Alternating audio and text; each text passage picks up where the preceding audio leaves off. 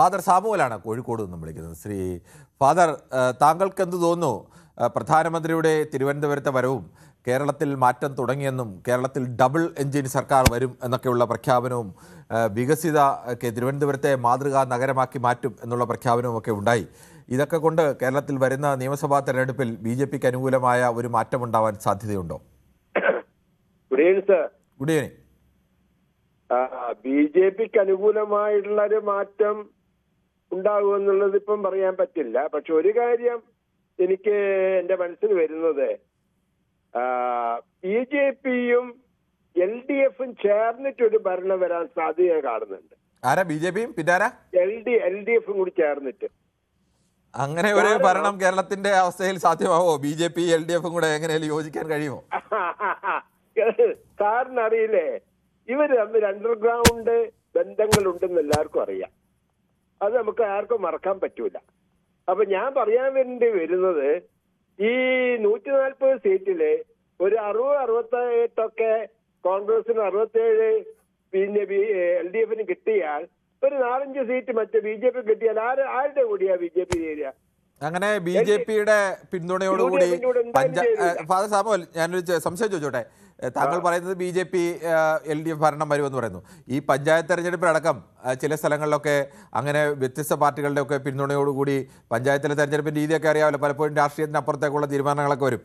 അതടക്കം വേണ്ട എന്ന് തീരുമാനിച്ച ഒരു മുന്നണി, ആ മുന്നണി എങ്ങനെയാണ് BJPയെ പോലെ ഒരു പാർട്ടിയുടെ പിന്തുണയോടുകൂടി കേരളം ഭരിക്കുമെന്നൊക്കെ നമുക്ക് പറയാൻ കഴിയുക? പിന്നെ UDFിനോട് ചേരുവോ? അതും ഉണ്ടാവില്ല. UDFിന്റെയും LDFിന്റെയും കൂടെ എന്തായാലും BJPയുടെ പിന്തുണയോടുകൂടി LDFും UDFും കേരളത്തിൽ ഭരിക്കുമെന്ന് നിലവിലെ രാഷ്ട്രീയ സ്ഥിതി വെച്ച് പറയാൻ കഴിയില്ല. ഞാൻ പറയുന്നത്, അങ്ങനെ ഒരു വോട്ടിംഗ് പാറ്റേണാ വരുന്നതെങ്കിൽ എന്ത് ചെയ്യും എന്നുള്ളതാ.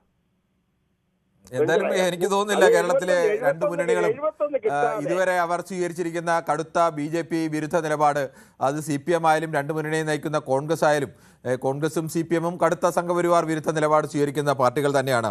ആ പാർട്ടികൾക്ക് അങ്ങനെ BJPയുടെ പിന്തുണയോടുകൂടി കേരളം ഭരിക്കാൻ കഴിയും, അല്ലെങ്കിൽ അങ്ങനെ ഒരു പിന്തുണ ഒക്കെയുള്ള അവസ്ഥ കേരളത്തിൽ ഉണ്ടാവും എനിക്കറിയില്ല. എന്തായാലും ആ രണ്ട് പാർട്ടികളും സ്വീകരിക്കാൻ നിലവിലെ സാഹചര്യത്തിൽ അങ്ങനെ ഒരു സാധ്യത, വിദൂര സാധ്യത പോലും കാണുന്നില്ല. സാധ്യത ഇല്ലെങ്കിലും അങ്ങനെ പ്രതിസന്ധി വന്നാൽ, അല്ലെങ്കിൽ BJPക്ക് ഇവിടെ 3-4 സീറ്റ് കിട്ടിയെങ്കിലായാൽ അത്രേ ഉണ്ടാവുള്ളൂ. പക്ഷെ ഇങ്ങനൊരു പ്രതിസന്ധി വന്നാൽ ഒരു 67-68 നിൽക്കുകയാണ്, 71 വരുന്നില്ലെങ്കിൽ എന്തു ചെയ്യും എന്നാണ് എന്റെ ചോദ്യം. അങ്ങനെ ഒരു സ്ഥിതി വരാൻ സാധ്യത ഉണ്ടോ? ഉണ്ടെങ്കിൽ എന്തായിരിക്കും അവസ്ഥ? ഞാൻ ഇതിനെക്കുറിച്ച് ചിന്തിച്ചിട്ട് കുറച്ച് ദിവസമായി. ഇങ്ങനെ ഒരു പ്രതിസന്ധി വന്നാൽ എന്തായിരിക്കും സംഭവിക്കുക? സ്വാഭാവികമായും ഒരു സാങ്കല്പികമായ ചോദ്യമാണ്. അങ്ങനെയൊക്കെ സ്ഥിതി വന്നാൽ രണ്ട് മുന്നണിക്കും 68 വരുന്നു, ബാക്കി 4 BJPക്ക് വരുന്നു എന്നൊക്കെ പറഞ്ഞ് അതല്ല അവരാരെ പിന്തുണച്ചാൽ അവർക്ക് ഭരണം കിട്ടുന്ന അവസ്ഥയിൽ എന്തായാലും ആ രാഷ്ട്രീയ പാർട്ടികൾക്കൊക്കെയും അവരുടെ നിലപാടുകൾ വ്യക്തമാണ്. അങ്ങനെ നിലപാടുകൾ, സംഘപരിവാർ വിരുദ്ധ നിലപാട് സ്വീകരിക്കുന്ന രാഷ്ട്രീയ പാർട്ടികൾ അത്തരമൊരു ആത്മഹത്യാപരമായ നീക്കത്തിലേക്ക് പോകുമോ ഇല്ലയോ എന്നൊക്കെ എന്തായാലും തൽക്കാലം പ്രവചിക്കാൻ കഴിയില്ല. നിലവിലെ അവസ്ഥ വെച്ച് അങ്ങനെ പോകാനുള്ള സാധ്യത ഇല്ല എന്ന് തന്നെ നമുക്ക് പറയാനും കഴിയും. എന്തായാലും നമുക്ക് പ്രദീപാണ് ഇടുക്കിയിൽ നിന്നും. ശ്രീ പ്രദീപ്, താങ്കൾക്ക് എന്ത് തോന്നുന്നു? പ്രധാനമന്ത്രിയുടെ വരവ് വലിയ ആവേശമാണ് BJP പ്രവർത്തകർക്കിടയിൽ ഉണ്ടാക്കിയത്. ഈ ആവേശത്തെ ജനങ്ങളുടെ ആവേശമാക്കി മാറി അത് നിയമസഭാ തെരഞ്ഞെടുപ്പിൽ BJPക്ക് അനുകൂലമായ ഒരു വോട്ടായി മാറാൻ സാധ്യതയുണ്ടോ? മേയർ ഇന്നലെ തന്നെ പറഞ്ഞിട്ടുണ്ടായിരുന്നല്ലോ, ബ്ലൂ പ്രിന്റ് ശരിയായിട്ടില്ല. അതിന് ഇവര് വന്നിട്ട് 25 ദിവസം, ഒരു മാസം ആയല്ലേ ഉള്ളൂ. മാത്രമല്ല, ഈ വികസനം നടപ്പാക്കാൻ കേരള സർക്കാരിന്റെ ഒരു സഹകരണം. കൂടുതൽ വാർത്തകൾക്ക് News 18 Keralam YouTube channel subscribe ചെയ്യുക.